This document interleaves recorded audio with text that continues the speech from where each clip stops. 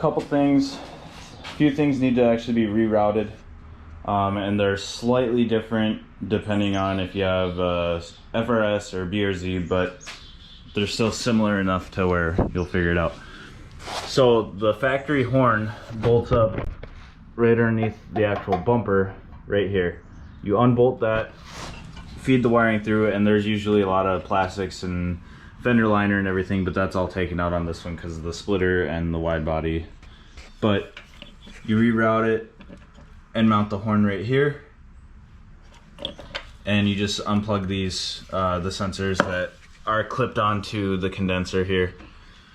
The other thing that I had to reroute is right on your intake right here, there's a little plastic 90-degree elbow that goes into a hose, and you'll know exactly what I'm talking about if you look at your engine.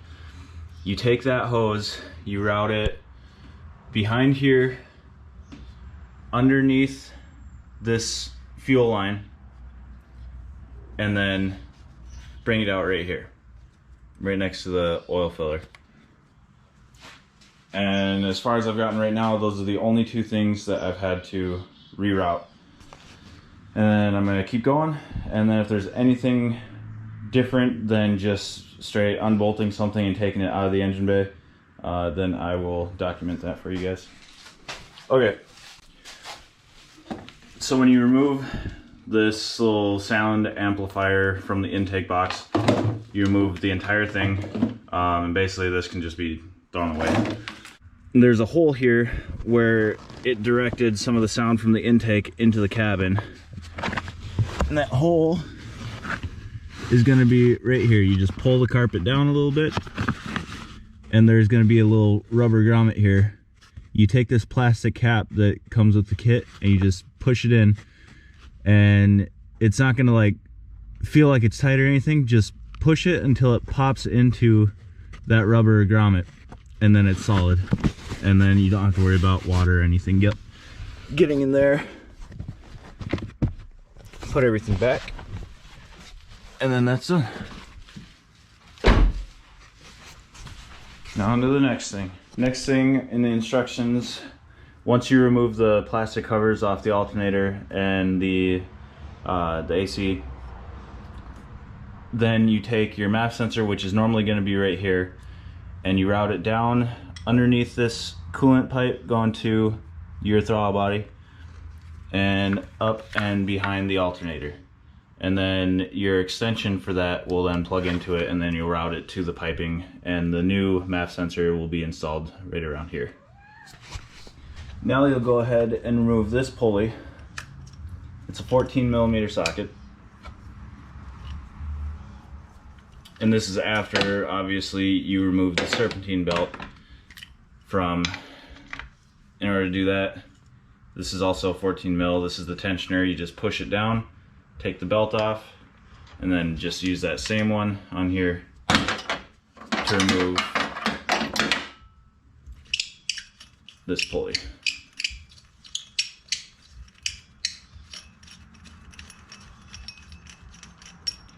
Now all these parts, the belt, the air box, this pulley, a bunch of other stuff that you're going to be removing, says you're not going to be reusing it.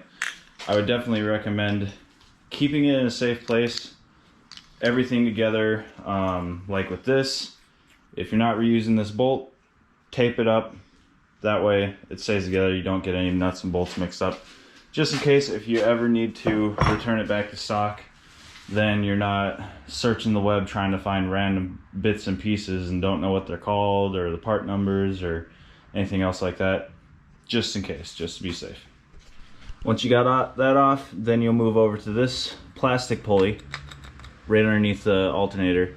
You're going to remove this, you're going to reuse the stock bolt and everything, but then you're going to use one of these flat pulleys, and it's going to go in place of this one.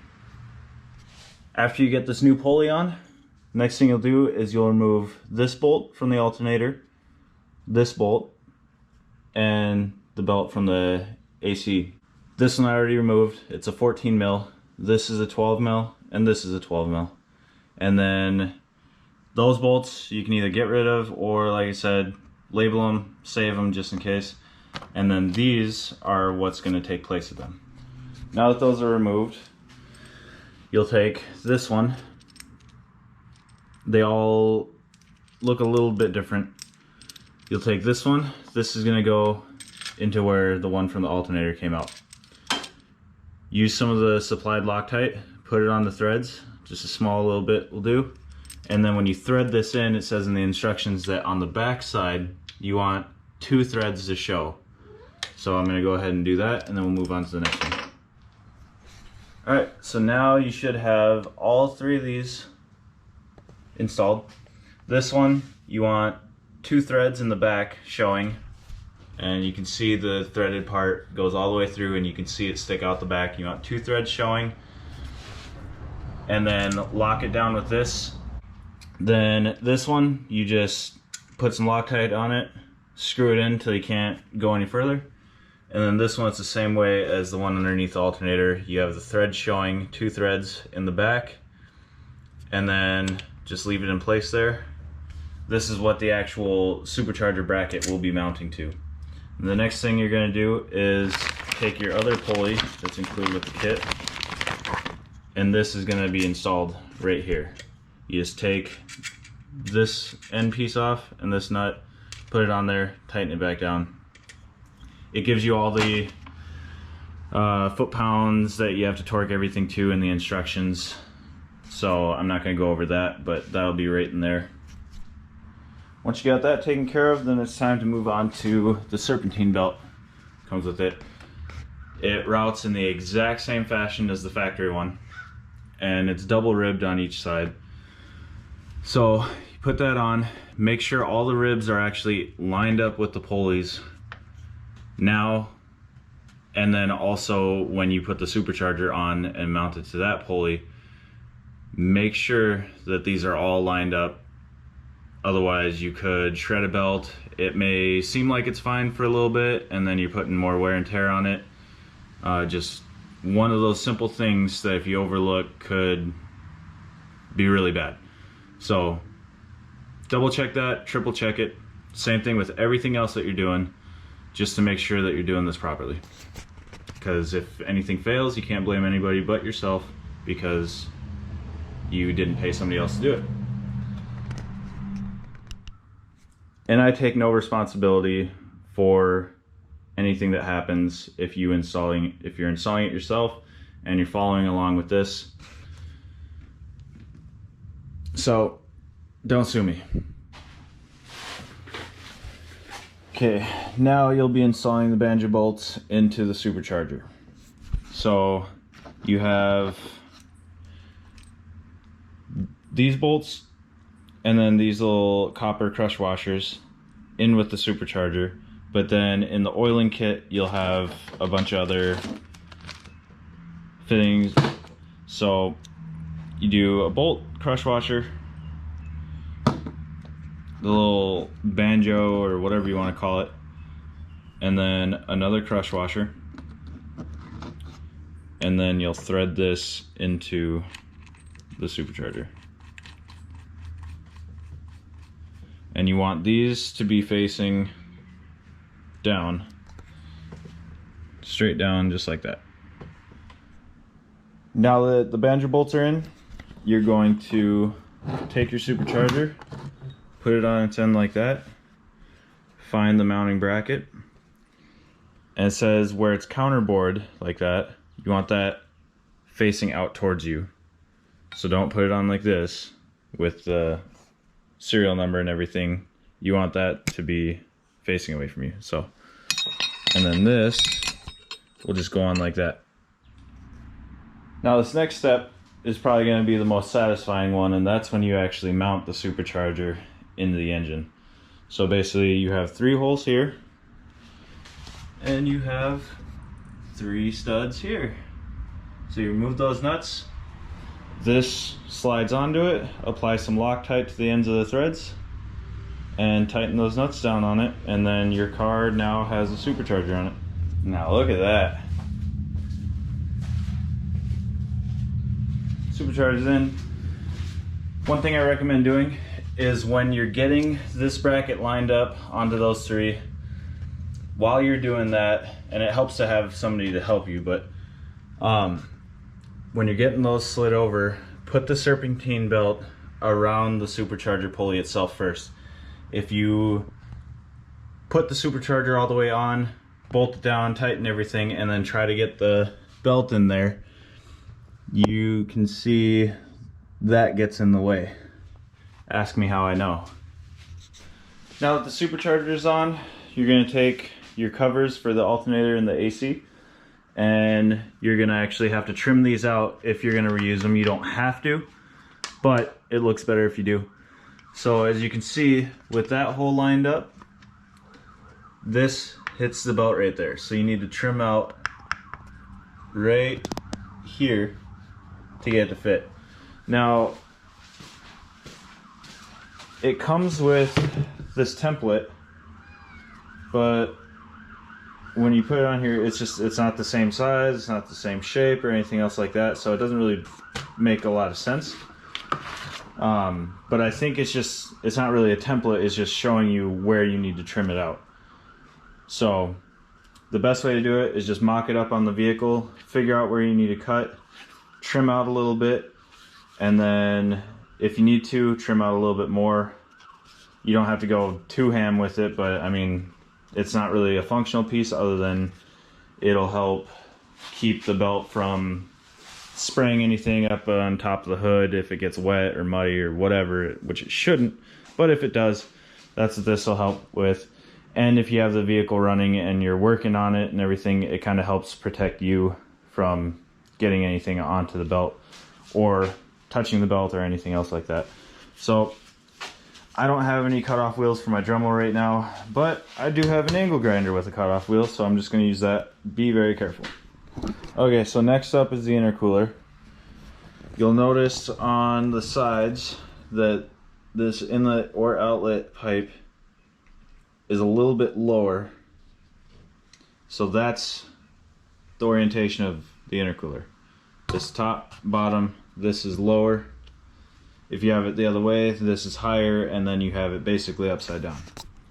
So now that you have this, you'll take your bracket with these facing up like that, and then you are going to be mounting it just like that. Now that the bracket's on there, lay it down with those facing up, and then take your oil cooler and then install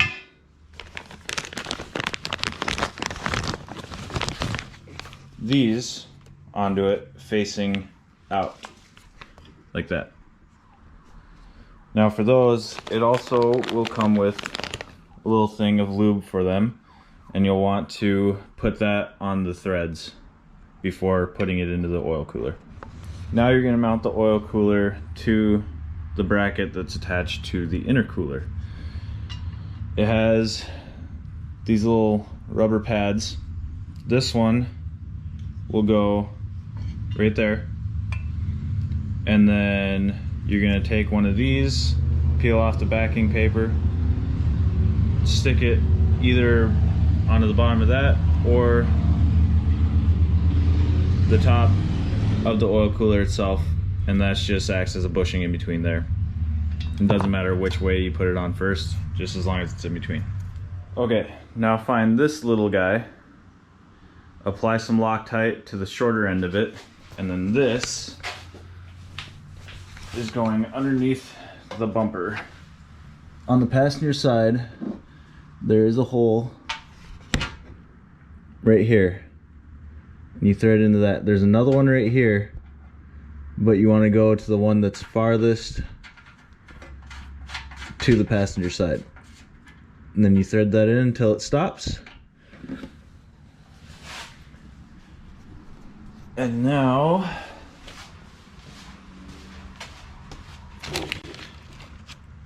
on to the next page. Now you grab this little metal spacer, a washer, and an eye lock nut, and that will go on to that little stud that we just put in. Don't tighten it down, keep it loose, because something is going to slide it. Well, the intercooler bracket has like a C-shaped flange like this, and that will slide into it, and then you tighten it to hold it into place. Now the intercooler's on, that side slid in, and everything is loose right now, so the whole thing will just wobble. And then, come on, light, okay. And then this one, you just thread it onto there. And then we'll just kind of leave that loose right now, just so if we need to adjust it or anything else like that when we're fitting all the piping, then we're good. One issue here that I'm gonna have to try to figure out, because we don't want to get rid of our splitter, is, as you can see, the mounting bracket for it kind of gets in the way. So I may have to, well, there's no may, I'm gonna have to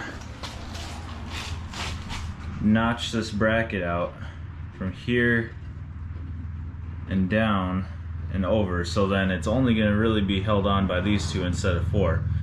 Not a huge issue, it'll still hold it just fine. We have these brackets here, we have other brackets on the inside holding everything together, and then we also have the splitter rods for the front. So the splitter rods are bolted right to the bumper, so those aren't moving anywhere, and that should be enough to hold the front of this up, since it's not going to be held by those. But I'm going to have to actually probably take the intercooler back off, since I'm going to be cutting this and I don't want to accidentally hit that. But take this off, and now I'm going to notch this out. That way we have space for the piping. And then fingers crossed that nothing else of this bracket will get in the way, because there's no turning back after this. And obviously, unless you guys have this splitter or splitters similar to it as far as the way it mounts, you're not going to have to worry about this. You just mount up the intercooler, and then you can move on to piping and the washer fluid reservoir and the oil cooler lines and all that good stuff. Is I just threw a piece of tape on it so I could actually see where I drew the lines, but I'm just going to notch out that much of it, and then basically this is the silicone hose that's going to actually go onto here, so it sticks out past it, so you know that the rest of the bracket is not going to come into contact with the piping. So you don't want to do something like this, cut that out, put it all together, and realize that, well, you can't use any of it. So I just mocked it all up, checked it, and we should be good to go. So I'm going to take the intercooler back out, cut that piece out on this side, do the same on the other side, and then we'll move forward.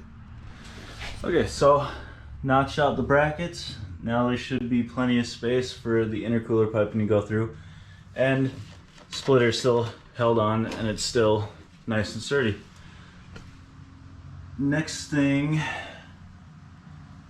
is going to be putting the intercooler in, and then test fitting some of the pipes just to make absolutely sure that it's going to fit before I go any further. One thing that I didn't show is removing the washer fluid reservoir, the factory one, which is right there. I needed to move that in order to have enough clearance on this side to actually notch that one out. But you just remove that. It helps if it's not full or recently been filled up like what we just did. But I dumped all that out into an empty jug, and then you take the factory pump for the washer fluid out of that. It's just like a press fitting into a grommet. You just pull it right out, and then you pop it into the new one, and then this one is good to go in at some point here. But now I'm going to go ahead and put the intercooler back in, and then start mocking up some piping. Now that you have the intercooler on, you're going to find this bracket, this little rubber grommet that has two threaded ends on it, and install that like so. And then this will look like this one, if you can see it. Mounts to the bottom of the intercooler, and it goes over, and then you mount it up on top.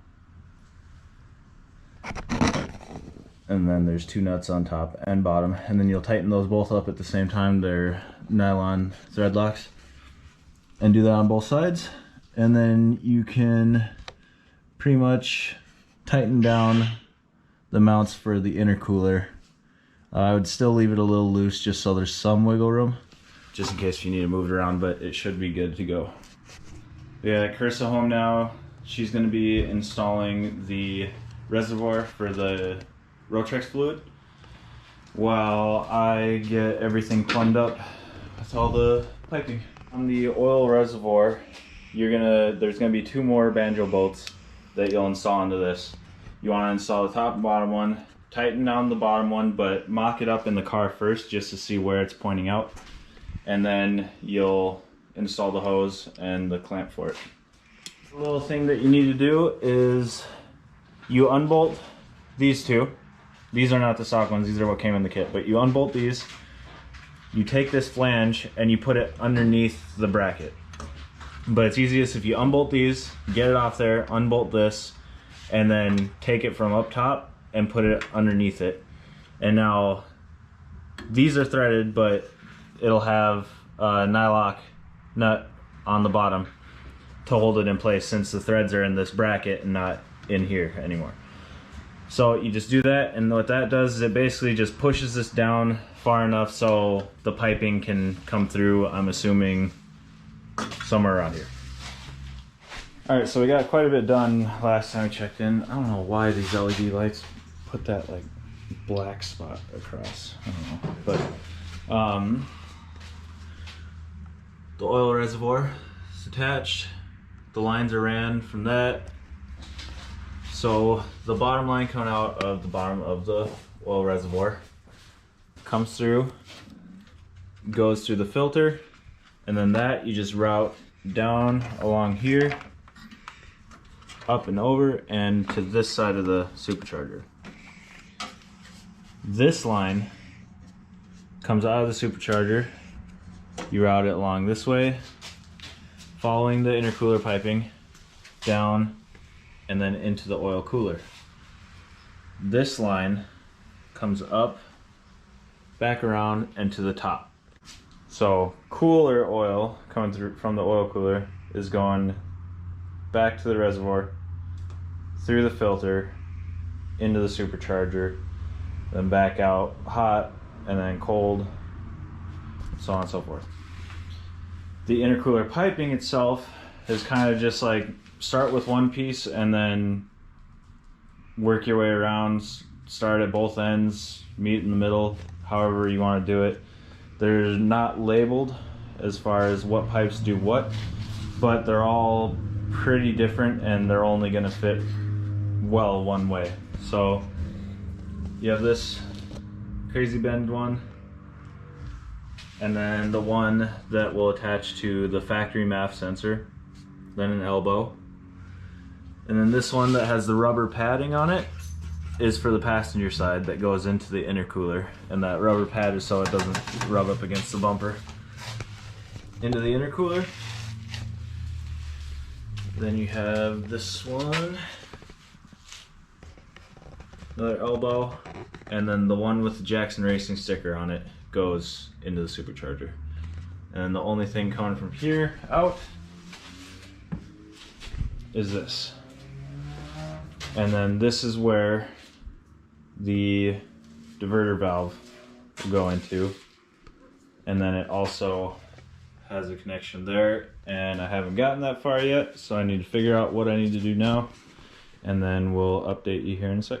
Alright, now once you get this far, you have all the intercooler piping ran, you have the oil reservoir installed, all the lines ran to the supercharger, from the supercharger to the oil cooler, back to the reservoir. Once all that's done, everything's buttoned up, you have your MAF sensor plugged in with the extension harness that comes with the kit. Then, double check everything. All the clamps, make sure everything's tight, make sure nothing's rubbing on anything that it shouldn't be. Any of the lines, any of these coolant lines are not rubbing on anything sharp. Then, the next step is to pop off this little cover here, and then you'll see this vacuum line right here. And it's just a little spring clamp here and another one down here. Disconnect those, pull this off, because you are actually going to be cutting this in half and installing a T. So I'll get that removed here and do that, and then I'll show you. Okay, once you have this off and it comes off like this, you're basically just gonna take it, cut it down the center, put this in between it, more spring clamps to go around the hose, and that's it. Okay, after you do this vacuum line and tee it off, you run the hose down to over here, because this is what's going to go into the top of the diverter valve.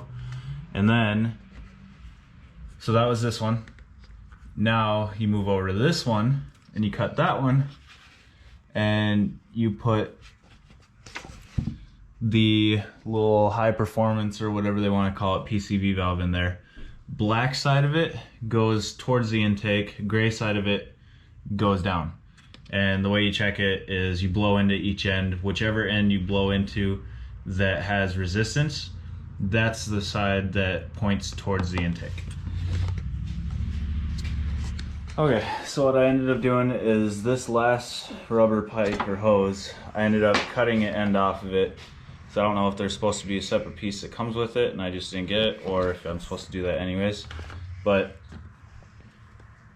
you install the diverter valve just like so. This line going to that vacuum line that you spliced into back there, and then this coming from the hose that you routed behind the oil filter cap before. This will go into that hole on the intake, and the other end for this diverter valve will go into there. Then you tighten those clamps up, and then the install is complete. Full.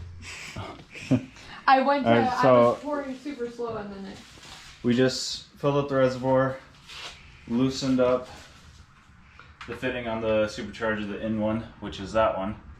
Loosened that up, compressed air through the system a little bit so we could get the oil at least to the supercharger until it started coming out of the Banjo bolt. As soon as that happened, we tightened that up, topped off the reservoir again, and now you're supposed to start it, run the system, keep an eye on the reservoir, keep topping it off as it fills the supercharger, oil cooler, and back into the reservoir. But I need to put the tune on the car, and I have no idea what I'm doing right now, but I gotta try to figure this out. So got the laptop, got the Ecutek cable, and I have an email with the tune file. So I'm gonna go ahead and try to get that done. Wish us luck. All right, so we went to program the ECU with the base tune that we were sent, but the engine code, or the ECU code, was entered incorrectly. So we're not actually able to write the new tune onto the ECU. But we're gonna go ahead and do a first startup, let the system run. We're gonna top off the oil in the reservoir and make sure that that gets properly lubricated all the way through the system, get all the air out of it and everything, and then kind of go from there. All right, here we go.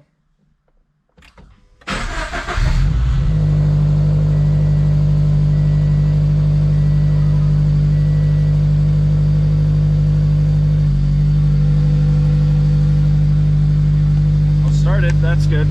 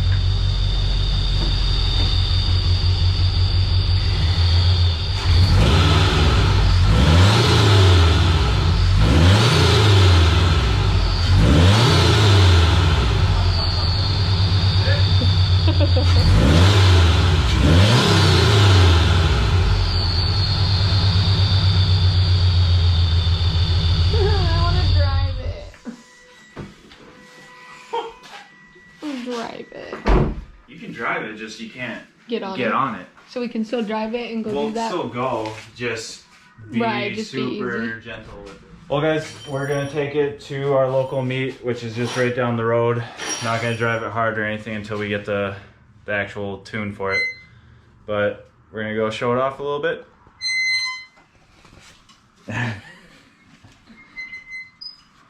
And go show off the S2000 since only a couple people have actually seen it since it's wrapped, and apparently everybody loves it, so we did good.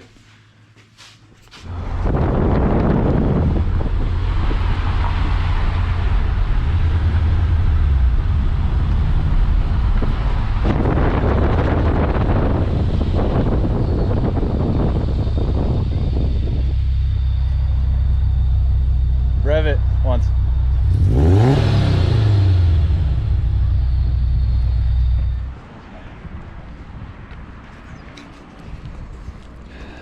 That was only on its second startup.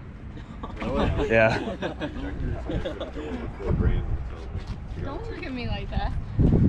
Like I'm supposed to know. Like it's normal. Yeah.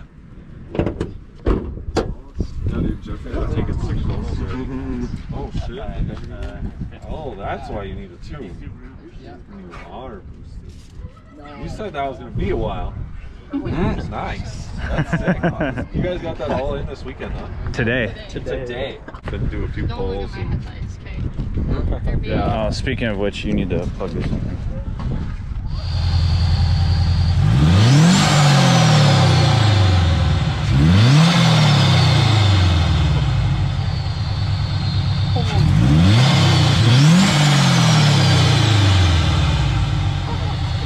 Turbo on here now?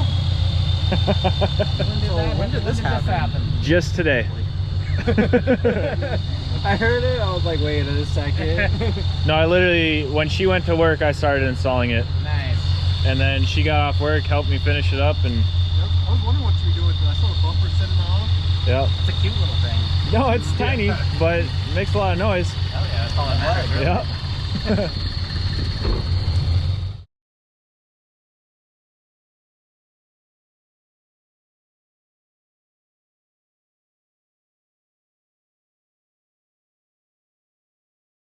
Alright guys, well that's it for the Supercharger install. Unfortunately we weren't able to tune it, but tomorrow I should be able to get the base map from our tuner fixed and get it installed, and then we can actually drive this thing instead of just hearing how it sounds. But it sounds amazing and super stoked about it. Oh, okay. I didn't want to look at you anyways. Oh.